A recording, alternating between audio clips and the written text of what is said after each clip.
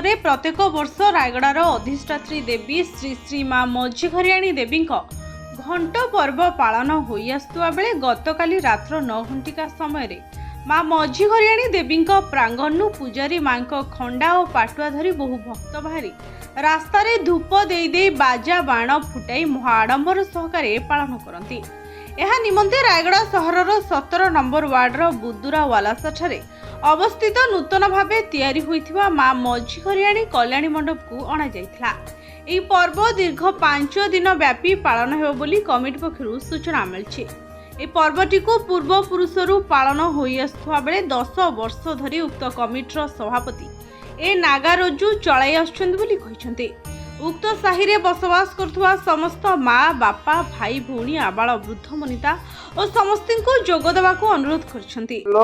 గత పూర్వముకులు ముందు తెచ్చేవారు ఇప్పుడు గత 10 సంవత్సరాల నుంచి నేను అగురు నాగరాజు పూజా కమిటీ ప్రెసిడెంట్ గత మా పూర్వముకులు చేసేవారు ఇప్పుడు మేము 10 సంవత్సరాల నుంచి నేను బుదరవాల సైది మధ్యగరం పూజా కమిటీ ప్రెసిడెంట్ గా 10 సంవత్సరాల నుంచి చేస్తున్నాను।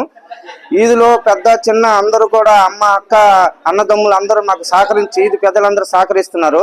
వాళ్ళ వల్ల ఇంతవరకు మేము ఇలా చేయగలుగుతున్నాము చేస్తామనేసి మరీ ఆశిస్తున్నాను। रायगड़ारू bureau chief P Dilip Kumar का रिपोर्ट ओडिशा न्यूज 27।